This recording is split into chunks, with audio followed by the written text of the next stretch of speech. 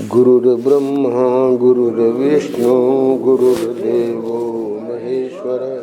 गुरु साक्षात् परं ब्रह्म तस्मै श्री गुरुवे नमः। रामं रामानुजं सीतां भरतं भरतानुजं सुग्रीवं वायुसूनुं च प्रणमामि पुनः पुनः। नमोऽस्तु रामाय सलक्ष्मणाय देव्यै च तस्यै जनकात्मजायै। नमोऽस्तु रुद्रेन्द्रयमानिलेभ्यो नमोऽस्तु चन्द्रार्कमरुद्गणेभ्यः। नारायण नारायण नारायण नारायण।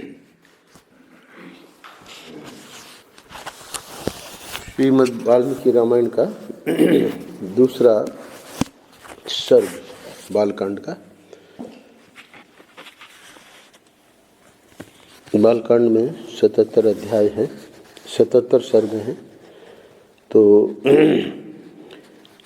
ये जो हमारे हाथों में गीता प्रेस का प्रथम खंड, जिसमें हिंदी अनुवाद है, हमारे चंद्रभूषण पुजारी जी के पास में मूल है। तो इसमें प्रथम खंड में 4 कांड हैं, बाल कांड, अयोध्या कांड, अरण्य कांड और किष्किंधा कांड। तो कुल 338 अध्याय इसमें हैं। और दूसरे खंड में बाकी के जो 3 कांड हैं, तो सुंदरकांड, युद्ध कांड, यहाँ लंका कांड की जगह वाल्मीकि रामायण में युद्ध कांड शब्द का प्रयोग किया है, और उत्तरकांड। 307 अध्याय कुल मिला के दूसरे खंड में है। तो 645 सर्ग, अध्याय को सर्ग का नाम दिया है।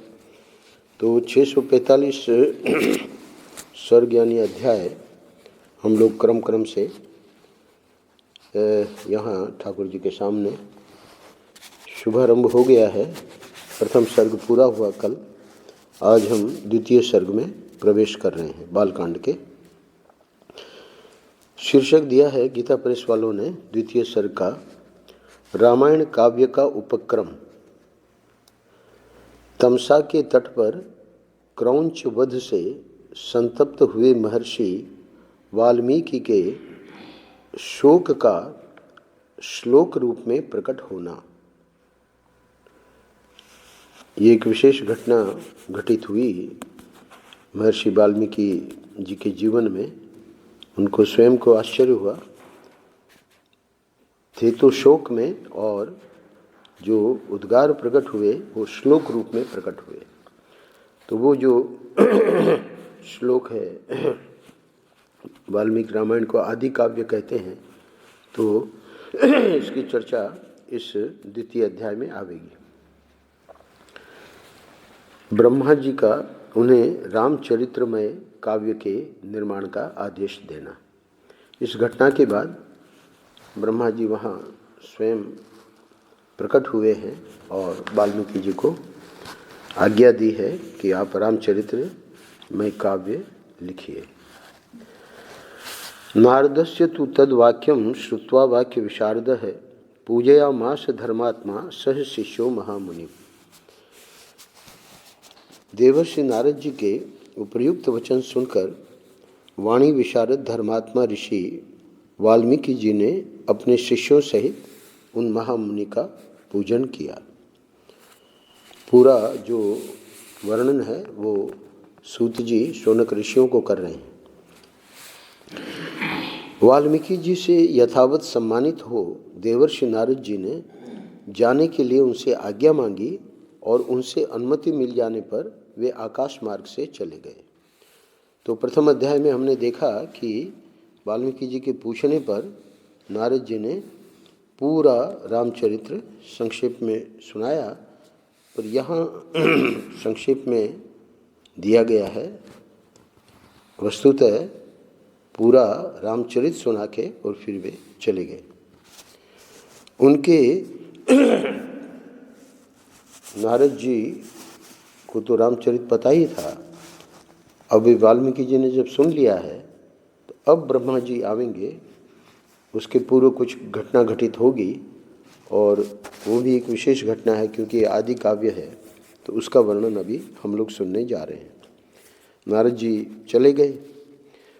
उनके देवलोक पधारने के 2 ही घड़ी बाद वाल्मीकि जी तमसा नदी के तट पर गए, जो गंगा जी से अधिक दूर नहीं था। तमसा के तट पर पहुंचकर वहां के घाट को कीचड़ से रहित देख मुनि ने अपने पास खड़े हुए शिष्य से कहा। अब देखिए, गंगा जी भी है वहाँ और तमसा नदी भी है। तो हे भरद्वाज, वाल्मीकि जी के शिष्य का नाम है, देखो यहाँ का घाट बड़ा सुंदर है, इसमें कीचड़ का नाम नहीं है, यहाँ का जल वैसा ही स्वच्छ है जैसा सत्पुरुष का मन होता है। उपमा दे रहे हैं, हे तात, यहीं कलश रख दो और मुझे मेरा वलकल दो, मैं तमसा के इसी उत्तम तीर्थ में स्नान करूँगा। तो महात्मा की मौज है, गंगा जी से अधिक दूर नहीं था, पर तमसा को भी उत्तम तीर्थ माना है, इसलिए उनका ये संकल्प हुआ कि मैं इसी में आज स्नान करूँगा, कलश को वहीं रख दो। महात्मा वाल्मीकि के ऐसा कहने पर नियम परायण शिष्य भरद्वाज ने अपने गुरु मुनिवर वाल्मीकि को वलकल वस्त्र दिया। शिष्य के हाथ से वलकल लेकर वे जितेंद्रिय मुनि वहाँ के विशाल वन की शोभा देखते हुए सब ओर विचरने लगे। स्नान के पूर्व इधर उधर थोड़ा भ्रमण करने लगे। उनके पास ही क्रौंच पक्षियों का एक जोड़ा, जो कभी एक दूसरे से अलग नहीं होता था, विचर रहा था। वे दोनों पक्षी बड़ी मधुर बोली बोलते थे। भगवान वाल्मीकि ने पक्षियों के उस जोड़े को वहाँ देखा। उसी समय पापपूर्ण विचार रखने वाले एक निषाद ने, जो समस्त जंतुओं का अकारण वैरी था, वहाँ आकर पक्षियों के उस जोड़े में से एक नर पक्षी को मुनि के देखते देखते बाण से मार डाला। वह पक्षी खून से लथपथ होकर पृथ्वी पर गिर पड़ा और पंख फड़फड़ाता हुआ तड़पने लगा। अपने पति की हत्या हुई देख उसकी भार्या क्रौंची करुणाजनक स्वर में चित्कार कर उठी। उत्तम पंखों से युक्त वह पक्षी सदा अपनी भार्या के साथ साथ विचरता था। उसके मस्तक का रंग तांबे के समान लाल था और वह काम से मतवाला हो गया था। ऐसे पति से वियुक्त होकर क्रौंची बड़े दुख से रो रही थी। निषाद ने जिसे मार गिराया था, उस नर पक्षी की वह दुर्दशा देख उन धर्मात्मा ऋषि को बड़ी दया आई। स्वभावतः करुणा का अनुभव करने वाले ब्रह्मर्षि ने यह अधर्म हुआ है ऐसा निश्चय करके रोती हुई क्रौंची की ओर देखते हुए निषाद से इस प्रकार कहा। निषाद वहीं खड़ा है। निषाद को वाल्मीकि कह रहे हैं, माँ निषाद प्रतिष्ठाम त्वम अगमः शाश्वती समाह यत क्रौंच मिथुनाद एकम अवधि ही काम मोहितम। हे निषाद, तुझे नित्य निरंतर कभी भी शांति न मिले। एक तरह का शाप ही है, क्योंकि तूने इस क्रौंच के जोड़े में से एक की, जो काम से मोहित हो रहा था, बिना किसी अपराध के ही हत्या कर डाली। ऐसा कहकर जब उन्होंने इस पर विचार किया, मुनि लोग कोई भी घटना घटित होती है, उनका सहज स्वभाव है, विचार में प्रवृत्ति होती है। तो विचार क्या करते हैं, उनके मन में यह चिंता हुई कि ओहो, इस पक्षी के शोक से पीड़ित होकर मैंने यह क्या कह डाला। यही सोचते हुए महाज्ञानी और परम बुद्धिमान मुनिवर वाल्मीकि एक निश्चय पर पहुंच गए और अपने शिष्य से इस प्रकार बोले। आप लोग कहोगे कि ये तो डाकू थे और इनको तो राम राम जो रटवाना चाह रहे थे ऋषि लोग, है ना, वो भी नहीं बोल पाए, है ना, मरा मरा नाम देना पड़ा। तो उनको यहाँ इतना परम बुद्धिमान महाज्ञानी कैसे कहा जा रहा है। तो ये उसी के बाद ये जो घटना हुई राम नाम जपने की और उनके जीवन में भगवान राम की कृपा हुई, उसी वही डाकू जो है वो वाल्मीकि ऋषि बने। हे तात, शोक से पीड़ित हुए मेरे मुख से जो वाक्य निकला, शिष्य को कह रहे हैं, भरद्वाज को। क्योंकि अभी जो श्लोक मैंने पढ़ा तो स्वयं विचार कर रहे हैं, क्योंकि कभी इस प्रकार कुछ बोलते थे तो ये आदि काव्य है, मतलब इस महाकाव्य के पूर्व इस प्रकार श्लोक आदि की कोई रचना पहले कभी हुई नहीं थी। तो उनको आश्चर्य हो रहा है। क्या आश्चर्य हो रहा है? वो कह रहे हैं शिष्य को, भरद्वाज को, ये भी बहुत ज्ञानी है भरद्वाज। शोक से पीड़ित हुए मेरे मुख से जो वाक्य निकल पड़ा है, यह 4 चरणों में आबद्ध है। मानषाद प्रतिष्ठाम त्वम अगमः शाश्वती समाह, दूसरा चरण। यत क्रोंच मिथुनादेक, तीसरा चरण। मवधि काम मोहितम, चौथा चरण। तो एक तो उनका ये ध्यान गया कि वो जो श्लोक निकल ही आया अनायास, तो भरद्वाज जी को कह रहे हैं कि मैं तो शोक से पीड़ित था, पर जो वाक्य निकला तो वो तो 4 चरणों में आबद्ध है। इसके प्रत्येक चरण में बराबर बराबर यानी 8-8 अक्षर हैं, तथा इसे वीणा के लय पर गाया भी जा सकता है। एक ये भी विचार आया कि कितना सुंदर ये जो श्लोक बना, तो इस प्रकार के श्लोक अगर बनाए जाएं तो बहुत सुंदर इसका गायन भी हो सकता है। स्वामी चिन्मयानंद जी जहाँ जहाँ जाते थे, गीता ज्ञान यज्ञ होता था, तो ब्रह्मचारिणियाँ उनके जो वहाँ गुरुकुल में, तो जहाँ का सेंटर होता था वहीं की वो जो है देवियाँ उनको बैठा के, और जिस श्लोक पे व्याख्या करते थे तो पहले वो देवियाँ उसको गा के बोलती थी। अनुष्टुप छंद की जो लय है बहुत सुंदर है, वो सुनने में इतना बढ़िया लगता था। तो ये जो पूरी वाल्मीकि रामायण है तो अनुष्टुप छंदों में है। तो कह रहे हैं कि इसे वीणा के लय पर गाया भी जा सकता है। बाद में लवकुश को ट्रेंड करेंगे पूरा रामचरित, और यही जाके वहाँ राम दरबार में सुनाएंगे। अतः मेरा यह वचन श्लोक रूप अर्थात श्लोक नामक छंद में आबद्ध काव्य रूप या यशस्व स्वरूप होना चाहिए, अन्यथा नहीं। तो चूँकि बहुत महाज्ञानी है और बुद्धिमान है, तो महाज्ञानी का ये भी अर्थ है कि बाद में संतों से इनका संग हुआ और इनको ये सब ज्ञान प्राप्त हुआ। पर ये एक नई घटना हो गई कि शोक से एक श्लोक बन गया। तो इनका विचार ये आ रहा है, क्या विचार आ रहा है? मुनि की यह उत्तम बात सुनकर उनके शिष्य भरद्वाज को बड़ी प्रसन्नता हुई, और उसने उनका समर्थन करते हुए कहा कि हाँ, आपका यह वाक्य श्लोक रूप ही होना चाहिए। शिष्य के इस कथन से मुनि को विशेष संतोष हुआ। तत्पश्चात उन्होंने उत्तम तीर्थ में विधि पूर्वक स्नान किया और उसी विषय का विचार करते हुए वे आश्रम की ओर लौट पड़े। कोई घटना घटित होती है महापुरुषों के जीवन में तो फिर वो विचार चल पड़ता है, क्योंकि ये बिल्कुल नई घटना, इस प्रकार से एक श्लोक बन जाना। तो और जो पद वगैरह वीणा पर गाए जाते हैं, पर इस प्रकार का श्लोक जो है ये तो पहली बार वाल्मीकि जी को सब चीज़ें पता थी, तो इसीलिए कह रहे हैं कि इसको तो वीणा पर गाया भी जा सकता है। फिर उनका विनीत एवं शास्त्रज्ञ शिष्य भरद्वाज भी वह जल से भरा हुआ कलश लेकर गुरु जी के पीछे पीछे चला। शिष्य के साथ आश्रम में पहुंचकर धर्मज्ञ ऋषि वाल्मीकि जी आसन पर बैठे और दूसरी दूसरी बातें करने लगे, परंतु उनका ध्यान उस श्लोक की ओर ही लगा था। तो ये सब घटना घटित होती है विधाता के द्वारा, ईश्वर की प्रेरणा से।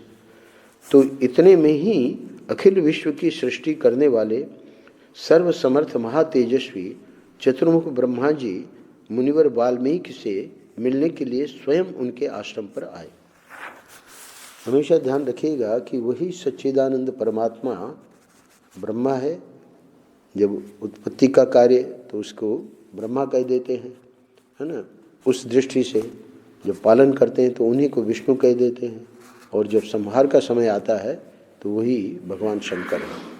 तो स्वयं परमात्मा यानी ब्रह्मा जी वहाँ आश्रम में पधारे और उन्हें देखते ही महर्षि वाल्मीकि सहसा उठकर खड़े हो गए। वे मन और इंद्रियों को वश में रखकर अत्यंत विस्मित हो हाथ जोड़े चुपचाप कुछ काल तक खड़े ही रह गए, कुछ बोल न सके। यानी पहला आश्चर्य तो ये घटना घटित हुई, दूसरा आश्चर्य कि स्वयं ब्रह्मा जी आश्रम में पधारे हैं।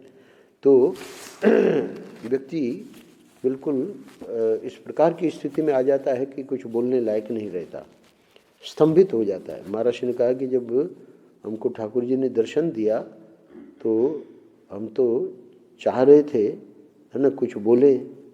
मन में प्रश्न भी आया कि आप तो श्याम वर्ण के हैं, है ना, ये गौर वर्ण कैसे है। और छूना भी चाहते थे, चरण प्रणाम करना चाहते थे। बोले दोनों क्रियाएं नहीं हो पाई, ना हम बोल पाए और न हम मतलब जहाँ जैसे बैठे थे हम कुछ भी नहीं कर पाए, बिल्कुल स्तंभित हो गए। तत्पश्चात उन्होंने पाद्य, अर्घ्य, आसन और स्तुति आदि के द्वारा भगवान ब्रह्मा जी का पूजन किया। अब जब स्वस्थ हो गए तो जैसे पूजन किया जाता है महापुरुषों का, और ये तो स्वयं भगवान आए हैं, और उनके चरणों में विधिवत प्रणाम करके उनसे कुशल समाचार पूछा। भगवान ब्रह्मा ने एक परम उत्तम आसन पर विराजमान होकर वाल्मीकि मुनि को भी आसन ग्रहण करने की आज्ञा दी। ब्रह्मा जी की आज्ञा पाकर वे भी आसन पर बैठे। उस समय साक्षात लोक पितामह ब्रह्मा सामने बैठे हुए थे। तो भी अब देखिए उस घटना से, क्योंकि कैसे उस निषाद ने मारा उसको और कैसे वो सब उनसे वो श्लोक निकला, तो श्लोक में निषाद के लिए यही निकला कि भाई तुझे कभी शांति नहीं मिलेगी। पर वो जो श्लोक कह रहे हैं कि वहाँ बैठने पर भी उस क्रौंच पक्षी वाली घटना की ओर ही मन लगा हुआ था, और वे उसी के विषय में सोचने लगे। क्या सोचा?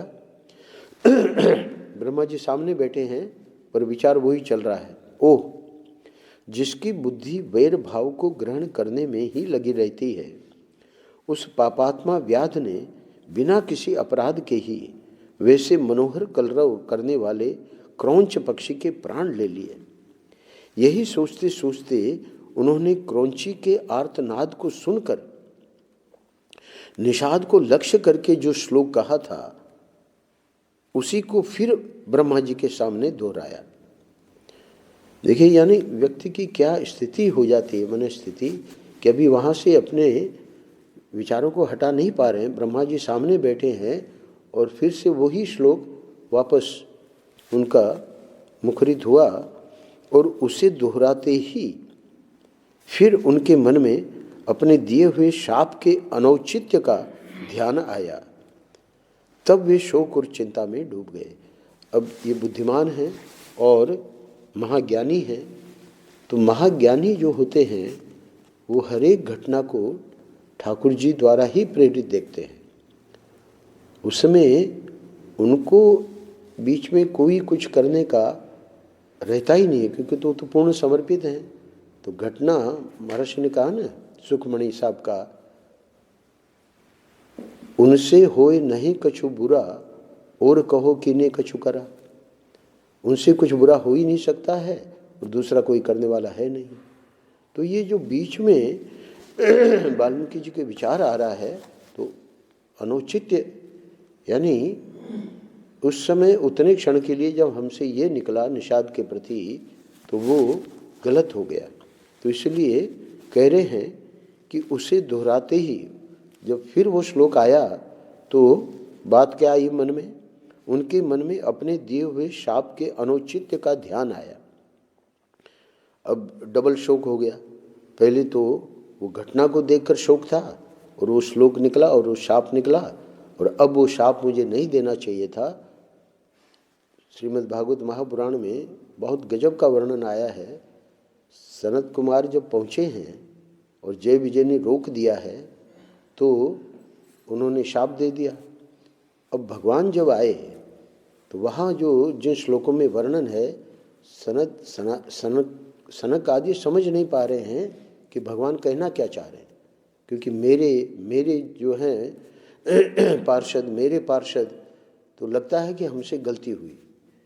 तो ये जितने बुद्धिमान और जितने ये जो ज्ञानी रहे महाज्ञानी, उनको अपने कोई भी क्रिया का होती तो सब क्रिया, क्योंकि फिर बाद में बताया भगवान ने कि ये भी मेरी ही प्रेरणा थी कि आपने इनको शाप दिया, तो इसलिए अनुचित्य का हमेशा भाव आवेगा ही। तो उस अनुचित्य का जब ध्यान आया तब वे शोक और चिंता में डूब गए। जो संसारी व्यक्ति है, अभी जो हमारा प्रसंग चल रहा है शिखंडी का, तो उसमें तो यही है कि बस मैं भीष्म को मार डालो, बदला लेने की भावना, ये तो संसारी लोगों का है। परंतु जो संत होते हैं उनमें एक जो सबसे बड़ा गुण है वो है क्षमा। कोई भी ऐसी घटना नहीं है सृष्टि में जिसके लिए उनके हृदय में क्षमा ना हो। क्यों? क्योंकि पूरी सृष्टि का रहस्य जानते हैं कि सब कुछ ठाकुर जी ही करने कराने वाले हैं। तो इसलिए ब्रह्मा जी उनकी मन स्थिति को समझकर हंसने लगे। अब ब्रह्मा जी तो भगवान ही है, तो इसलिए ये जो मन स्थिति बन रही है, शाप दे भी दिया है, अब उसका अनुचित्य मन में विचार करके और फिर और शोक हो रहा है, तो हंसी आ गई। क्यों हंसी आ गई? कि संत का स्वभाव ही ऐसा होता है। बिच्छू वाली घटना हम लोगों ने आनंद रस रत्नाकर में, अरे उसने कहा कि भाई तुम तो बड़े मूर्ख हो, 9 बार इसने तुमको डस लिया, मतलब काट, उसने डंक मारा और फिर भी तुम उसको बचा रहे हो। क्या बोले वो संत जी? बोले कि ये दुष्ट प्रवृत्ति का अपना स्वभाव जब नहीं छोड़ रहा है, तो मेरी जो प्रवृत्ति है, मेरा जो स्वभाव है, उसको वो 9 बार नहीं 9 लाख बार भी काटे, है ना, तब भी हमको अपने संत स्वभाव को नहीं छोड़ना है। तो इन घटनाओं से पता लगता है कि संत का सहज स्वभाव ऐसा होता है। इसलिए ब्रह्मा जी को ये समझकर, उनकी मन स्थिति को समझकर एक स्वाभाविक हंसी आ गई और मुनिवर वाल्मीकि से इस प्रकार बोले, हे ब्राह्मण, तुम्हारे मुंह से निकला हुआ यह छंदोबद्ध वाक्य श्लोक रूप ही होगा। जो घटना घटित हुई वो तो अलग बात है, पर उस घटना में घटना निमित्त बन गई उस प्रकार की श्लोक रचना में। तो कह रहे हैं कि ये छंदोबद्ध वाक्य श्लोक रूप ही होगा। इस विषय में तुम्हें कोई अन्यथा विचार नहीं करना चाहिए। मेरा संकल्प, ध्यान दीजिएगा, ये पंक्ति बहुत महत्वपूर्ण है। मेरा संकल्प अथवा प्रेरणा से ही तुम्हारे मुंह से ऐसी वाणी निकली है। यानी शाप भी जो तुमने दिया है उसका अनुचित्य का विचार मत करो। मुनि श्रेष्ठ, तुम श्री राम के संपूर्ण चरित्र का वर्णन करो। परम बुद्धिमान भगवान श्री राम संसार में सबसे बड़े धर्मात्मा और धीर पुरुष हैं। तुमने नारद जी के मुंह से जैसा सुना है उसी के अनुसार उनके चरित्र का चित्रण करो। तो इसका अर्थ है कि हम लोगों ने तो एक अध्याय में सुन लिया, पर नारद जी ने पूरा रामचरित्र सुनाया है। तो वही रामचरित्र और उसके आगे की घटनाएं भी अभी आगे बताएंगे ब्रह्मा जी, कि मेरे आशीर्वाद से वो भी तुमको पता लग जाएंगी। तो उसका भी चित्रण करना है, क्योंकि अभी तो वर्तमान में है ना ठाकुर जी। तो इसलिए कह रहे हैं कि जितना चरित्र हो गया है उसका चित्रण करो, और ये लव कुश वनवास देंगे सीता को आदि आदि, वो भी सब घटनाएं आपको वर्णन करनी है। फिर लव कुश आके सुनावेंगे राम दरबार में। तो बुद्धिमान श्री राम का जो गुप्त या प्रकट वृत्तांत है तथा लक्ष्मण सीता और राक्षसों के जो संपूर्ण गुप्त या प्रकट चरित्र हैं, वे सब अज्ञात होने पर भी तुम्हें ज्ञात हो जाएंगे। ये जो 33वां और 34वां का जो आधे श्लोक का है ना, बुद्धिमान श्री राम का जो गुप्त या प्रकट वृत्तांत है तथा लक्ष्मण सीता और राक्षसों के जो संपूर्ण गुप्त या प्रकट चरित्र हैं, तो उससे मतलब रामायण के जितने भी पात्र हैं उन सब का, वे सब अज्ञात होने पर भी, यानी जितना नारद जी ने सुना दिया वो तो तुमको ज्ञात है, पर बहुत सारी ऐसी बातें हैं जो कि नारद जी ने नहीं सुनाई है। तो यहाँ ये आशीर्वाद दे रहे हैं कि वो भी तुम्हें ज्ञात हो जाएंगे। वहाँ वर्णन आया है जब सरसैया पे भीष्म पितामह थे तो युधिष्ठिर को ले तो आए भगवान कि आप इनको, ये बहुत कष्ट शोक में है और आप इनका शोक दूर करिए। सबके समझाने से भी युधिष्ठिर जी महाभारत युद्ध के बाद मानते नहीं हैं। कहते हैं कि अब तो मैं राज्य नहीं करूँगा क्योंकि मेरे कारण इतना खून खराबा हुआ है और किसी भी हालत में मैं सिंहासन पे नहीं बैठूंगा। तपस्या करके और इस प्रकार से जंगल में इतना उनका दृढ़ निश्चय था। भगवान कृष्ण भी, उनके पास तो वीटो पावर होता ही है, तो आखिर में जाके सब लोग समझा के हार गए। व्यास जी, दुनिया भर के लोग, ऋषि लोग, और इधर ये उनके चारों भाई द्रौपदी आदि आदि, बहुत विस्तार में वर्णन है। बात आपको ये सुनानी है कि भगवान कृष्ण के कहने से बैठ गए, यानी अभिषेक हो गया उनका, राज्याभिषेक, पर वो शोक जो था वो नहीं मिटा भगवान कृष्ण के समझाने पर भी। तो ये क्या है कि ठाकुर जी किसी को श्रेय देना जब चाहते हैं तो उनको श्रेय देना था भीष्म पितामह को। तो क्या लीला करी, बोले कि हम लोग वहाँ चलेंगे और वे तुम्हारा, अब भीष्म पितामह को भी युधिष्ठिर कैसे प्रश्न पूछें, क्योंकि उन्होंने तो ये सब, उनके मतलब मूल में वो अपने को ही मान रहे हैं, है ना, राजा इनको बनना है ना, तो जो राजा है वही तो जान रहा है कि मेरे कारण ये सब हुआ। वहाँ उनसे प्रश्न नहीं पूछा जाता। कह देते हैं भगवान कृष्ण को कि मैं कैसे पूछूं प्रश्न। बाद में भगवान कृष्ण ने कहा भीष्म पितामह को, सरसैया पर हैं कि ऐसी ऐसी बात है और ये संकोच कर रहे हैं। तब भीष्म पितामह ने युधिष्ठिर को निश्चिंत किया कि तुमने कोई भी कार्य गलत नहीं किया है, तुमने अपने धर्म का पालन किया है, इसलिए कोई संकोच मत करो। परंतु उसके पूर्व जो घटना हुई वो ये हुई कि भगवान ने जब कहा कि आपको उपदेश देना है, तब भीष्म पितामह ने कहा कि आप मेरी जो है स्थिति देखिए, इतने में कष्ट में हूँ, मैं उपदेश कैसे कर पाऊँगा। वहाँ वर्णन आया है कि भगवान ने अपने हाथ से उनको छुआ और कहा कि अब तुम्हें ये जो बाणों का कष्ट है वो बिल्कुल नहीं होगा। और इतना ही नहीं, अपना पूरा ज्ञान विज्ञान भीष्म पितामह के हृदय में संचरित किया कि ये जो युधिष्ठिर को उपदेश करना है तो ये तो पूरे पोस्टेरिटी, यानी आगे चल के जैसे गीता है तो वैसे ही ये जो महाभारत का शांति पर्व है जिसमें भीष्म पितामह के उपदेश हैं, अनुशासन पर्व, तो ये तो हमेशा हमेशा के लिए सब लोगों के लिए ये बहुत बड़ी थाती, बहुत बड़ा खजाना हो जाएगा। तो ये ठाकुर जी का पहले से ही योजना थी और इसलिए वो पूरा अपना ज्ञान विज्ञान संचरित किया। यहाँ पर भी ब्रह्मा जी देखिए क्या करते हैं, बुद्धिमान श्री राम का जो गुप्त या प्रकट वृत्तांत है, भाई प्रकट वृत्तांत तो चलो नारद जी ने सुना दिया, पर यहाँ एक विशेष आशीर्वाद दे रहे हैं। इसीलिए वाल्मीकि रामायण की विशेषता है रामचरितमानस से भी। क्या विशेषता है कि ये जो गुप्त बातें जो हैं वो वाल्मीकि जी को पता लगी। रामचरितमानस में ऐसा नहीं कि गोस्वामी जी ने वाल्मीकि रामायण नहीं देखा, वो ये आधार तो यही है। जितनी रामायणें बनी हैं, सैकड़ों रामायणें हैं, कुंभन रामायण, दक्षिण के रामायण अलग है, आनंद रामायण, अध्यात्म रामायण, तो सैकड़ों नहीं तो कम से कम 60-70 तो महर्षि कहते हैं कि हमने देखी है अलग अलग रामायण। तो ये जो है वाल्मीकि रामायण ही सबका आधार है।